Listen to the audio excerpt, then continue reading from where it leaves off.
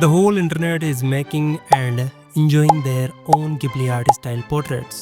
But क्या लोग इसके बारे में जानते भी हैं? एक्चुअली में ये है क्या? इवन तुम्हारे मॉम डैड से लेकर it's all over taking your feed. सब इंटरनेट पर अपने एनिमे स्टाइल अवतार अपलोड कर रहे हैं और चैट जीपीटी से और भी इजीली बनेंगे। बट इस भेड़ चाल में चलना सही नहीं है, क्योंकि तुम एक बंदे की 50 साल की मेहनत सिर्फ 2 सेकंड में कॉपी कर रहे हो। अरे शर्म आनी चाहिए तुम जैसों को तो। Well I don't do that kind of shit.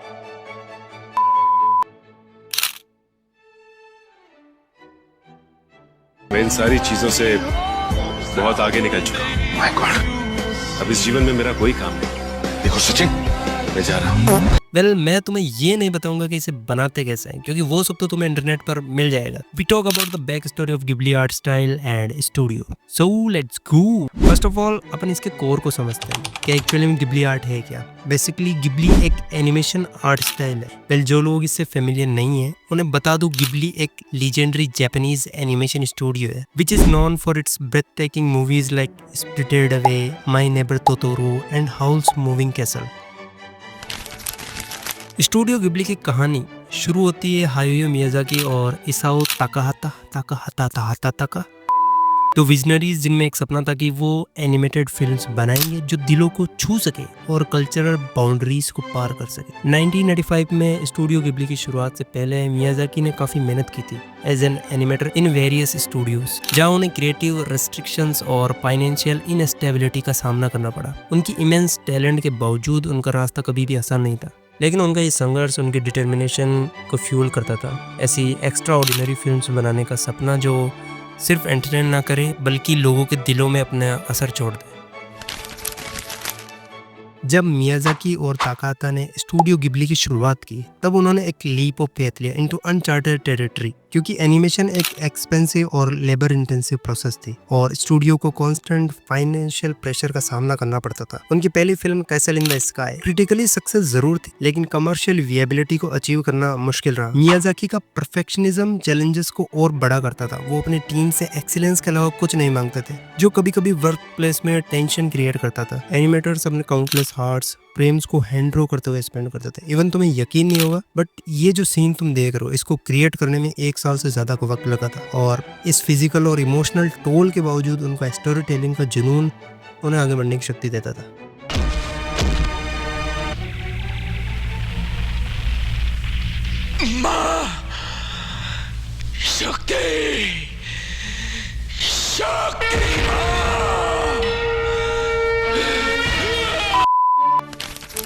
Studio Ghibli का डिफाइनिंग मोमेंट स्पिरिटेड अवे 2001 के साथ आया, जो वो academy award for best animated feature जीत गया, यानी कि ऑस्कर। लेकिन इस अचीवमेंट तक पहुंचने का रास्ता स्ट्रगल से भरा हुआ था। प्रोडक्शन प्रोसेस ग्रूलिंग थी, जिसमें इमेंस क्रिएटिविटी और अटेंशन टू डिटेल की जरूरत थी। मियाजाकी खुद इस प्रोजेक्ट को अपने करियर का सबसे एग्जॉस्टिंग प्रोजेक्ट मानते हैं। ग्लोबल रिकॉग्नाइजेशन अचीव करने के बाद भी स्टूडियो गिबली नए चैलेंजेस फेस करता रहा। कंप्यूटर जनरेटेड एनिमेशन का rise traditional hand drawn techniques को थ्रेटन करता रहा। स्टूडियो पर प्रेशर डालता रहा to adapt while staying true to its artistic roots. Financial struggles continue करती रही जब प्रोडक्शन कॉस्ट सोर होने लगे। हालांकि मियाजाकी इस एआई एनिमेशन पर उनका पॉइंट ऑफ व्यू कुछ इस तरह है।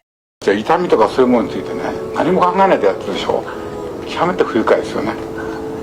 そんなに気持ち悪いものをやりたいなら勝手にやってればいいだけで、僕はこれを自分たちの仕事をつなげたいとは全然思いません。極めて何か生命に対する侮辱を感じます。सालों तक मियाजाकी ने बर्नआउट और फिजिकल एग्जॉशन की वजह से मल्टीपल टाइम्स रिटायरमेंट अनाउंस किया और हर अनाउंसमेंट फैंस के लिए हार्ट ब्रेक लेके आई है, जो डर रहे थे कि वो दुनिया के ग्रेटेस्ट स्टोरी टेलर्स में से एक को खो देंगे। लेकिन मियाजाकी का एनिमेशन के लिए प्यार हमेशा उन्हें क्रिएटिव प्रोसेस में वापस खींच लाता था। उनकी रिटायरमेंट के बाद वापस आना रिफ्लेक्ट करता है आर्ट क्रिएट करने की कमिटमेंट। कौन कहता प्यार सच्चा नहीं होता? हमने भी प्यार किया है। ये बात नहीं कि हमें नहीं मालूम कि प्यार क्या क्या होता है। ये क्या बक रहे हो Madhav?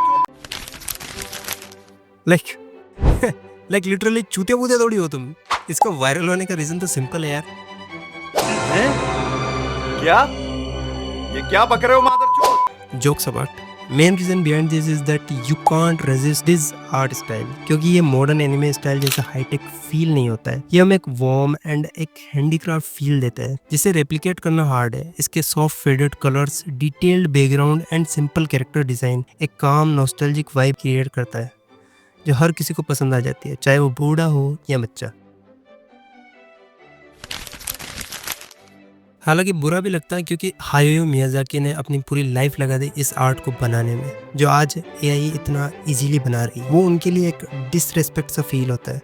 Well, this art is not just only about image generating. ये शो करता है उनकी journey, the patience, the pain, the emotion, the struggle और द ह्यूमन टच। मियाजाकी के films personal stories, cultural nuances और इमोशनल डेप्थ से भरी हुई है, जो वर्ल्ड वाइड ऑडियंस को डीपली रेजोनेट करती है।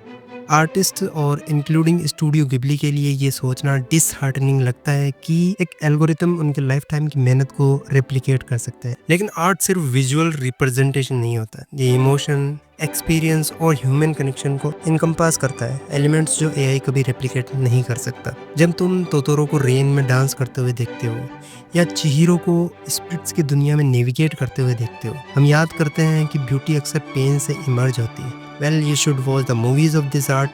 लिटरली तुम्हें उन्हें देखने के बाद इतना अच्छा फील होगा कि इवन तुम एक भी सीन से नजर नहीं हटा पाओगे। So feel it through cinema. मैं तुम्हें रिकमेंड करता हूँ 2 movies that you should watch. Grave of the fireflies 2008। ये फिल्म एक बहुत ही इमोशनल कहानी है जो वर्ल्ड वॉर सेकंड के दौरान 2 बच्चों की सर्वाइवल स्ट्रगल को दिखाती है, और मुझे नहीं लगता कि तुम इसे एक बार देखने के बाद दूसरी बार देखने की हिम्मत जुटा पाओगे, लेकिन इसकी कहानी आपको हमेशा याद रहेगी। एंड सेकंड मूवी है हाउल्स मूविंग कैसल 2004। वेल, इसके साथ ही बाय, मैं चलता हूँ। वेल, आई डोंट नो मुझे जाना कहाँ था, but by. I think I've been lucky because I've been able to participate in the last era when we can make films with paper, pencil, and film.